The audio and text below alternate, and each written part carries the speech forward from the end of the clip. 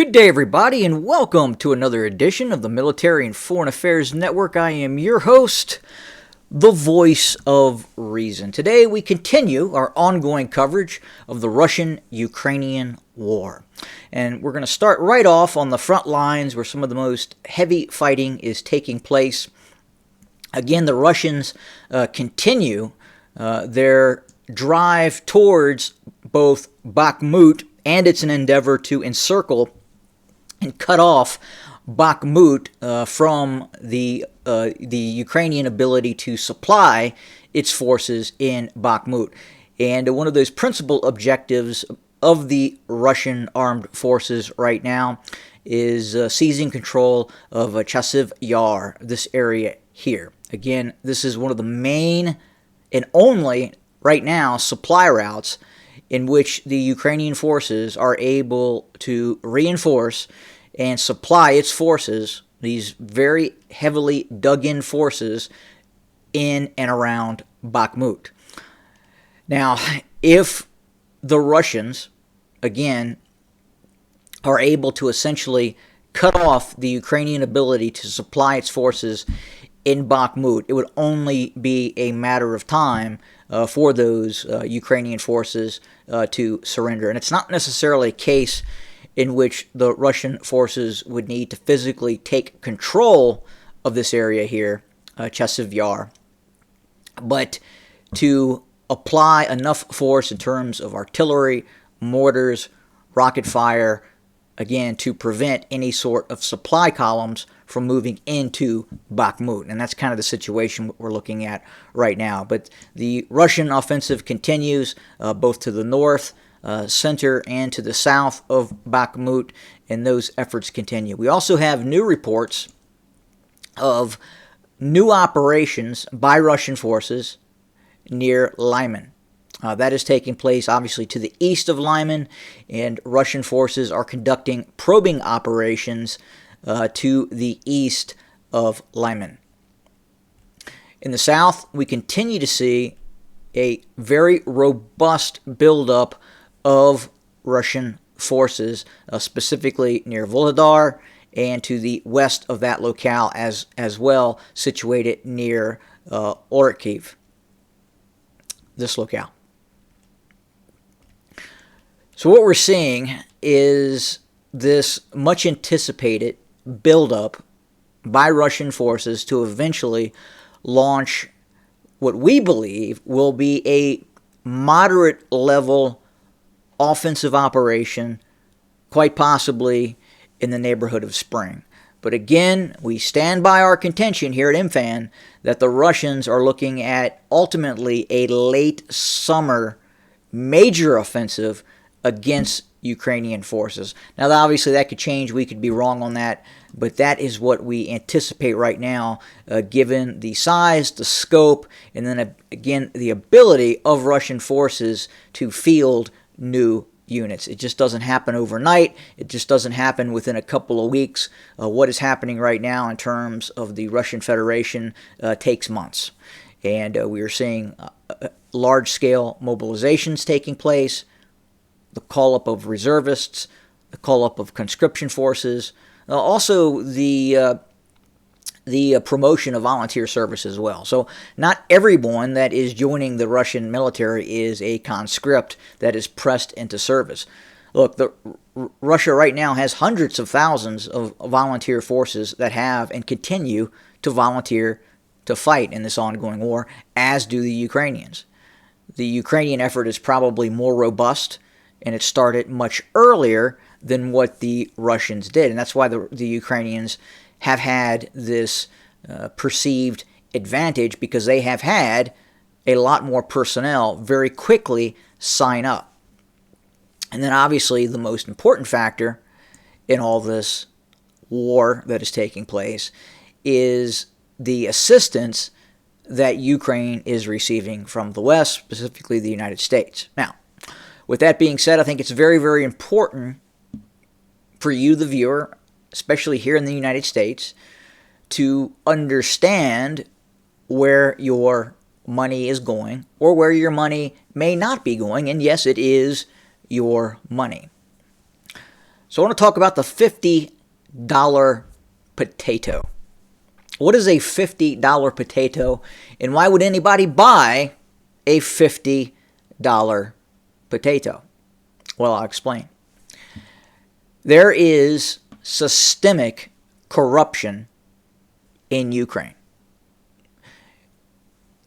When you talk about Ukrainian politics, when you talk about Ukrainian governance, you cannot associate Ukraine from other Western European states or even the United States. The corruption, or the level of corruption, is insidious.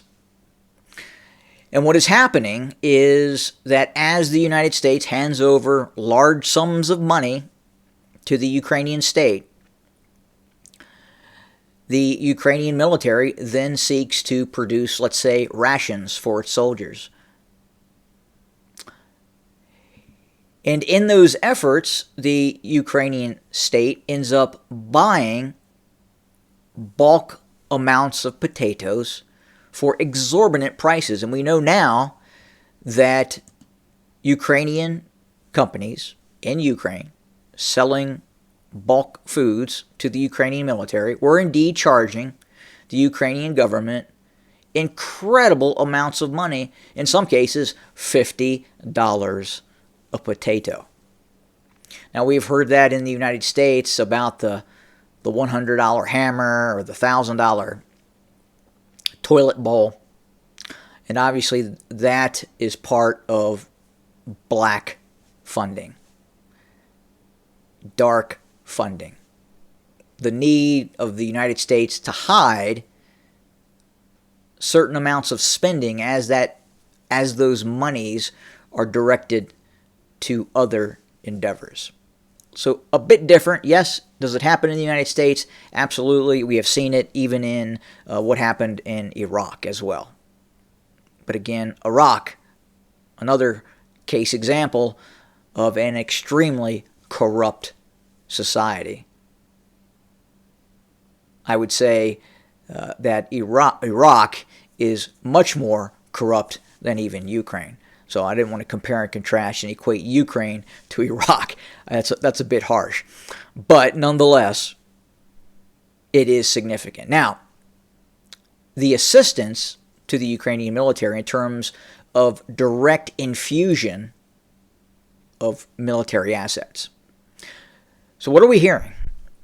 Well, we are hearing the United States Army is becoming very concerned, both the Army and the Marine Corps, about the level of supply that has been subtracted from the United States military stockpiles. For instance, the Ukrainian military, in fighting the Russians, has already blown through 5 years' worth of production of Javelin missiles. The amount of 155 millimeter artillery shells that is being used in this conflict is, quote unquote, earth-shattering. And it's also going to resonate, I would say, within Pentagon planners, especially looking at future war, just how much munitions are being spent in this conflict. And again, you have two industrialized powers slugging it out in war, and that is just what happens. Back in World War I, the same thing happened. The amount of munitions that were on hand were rapidly expended in that conflict. And that's what we're seeing now. In all probability, the United States, as have other Western nations, they have not simply stocked up enough munitions in terms of what would be necessary in modern war. And that's what we're seeing now. Compounding that your large defense manufacturers, Lockheed Martin, Raytheon, what have you, they're not upping production in all probability like they need to. Now, there's reportedly supply chain issues, there's other issues, but ultimately, they're going to have to do that. They're going to have to ramp up, scale up production of these systems. Because again, the United States has handed over huge, massive amounts of munitions and weapon systems to the Ukrainians. And it's just not 155 millimeter artillery pieces. It's just not javelins. It's Stinger, surface-to-air systems. We have seen the use of high-speed anti-radiation missiles, HIMARS, specifically the rocket systems that the HIMARS deploys. And again, the defense sector does not appear, at least right now, to be catching up. And right now, we're also not seeing large amounts of defense expenditures being sent to those large defense corporations to entice them to ramp up production. A very strange situation. So what we're hearing basically from the Department of Defense, from the body politic in the United States, in terms of handing over weapons and supplies to not just Ukraine, but Taiwan and other nation states as well. There's been in Poland, for instance. Poland is probably going through one of the largest military buildups in its history. That's what it's stating. But it is having to turn to nation states like South Korea to get its weapons because the United States is simply not producing enough. So very concerning, especially if we were to see some sort of major conflict between, say, China and the United States. The Chinese are going to, and all probably are, ramping up their production, their ability to produce massive amounts of artillery munitions and the other high-tech weapons of war that are needed, much like we're seeing now in this conflict. But we continue to watch, we continue to monitor. Again, we expect something very significant from the Russian side is getting close to happening. And again, I believe it is going to be multi-layered. We will see quite possibly a test case offensive that will probably take place within the next month, sooner, maybe later. But ultimately, we believe the major Russian effort is going to occur in late summer. And that effort could change the current dynamic of this conflict. And we base this on Russian mobilization efforts, the uptick in the Russian economy to transition to war.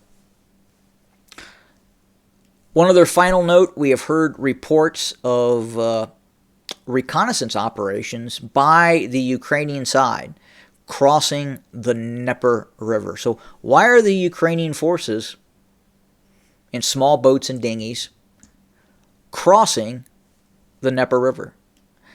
Well, we believe these are localized operations by local commanders that are conducting operations where they see limited Russian force posture. We don't believe the Ukrainians are preparing for some sort of major river crossing operation in the area near Kherson. We don't believe at this point the Ukrainians have that capability to cross the Dnieper River and then conduct continued offensive operations on the eastern bank of the Dnieper River. Again, localized special operations forces, localized reconnaissance units conducting said operations. Again, we don't believe at this point it is going to be a large-scale operation by Ukraine near Kherson. But that's where we set today. We will have more very, very soon. Thank you for joining us today. More to come. Have a good day.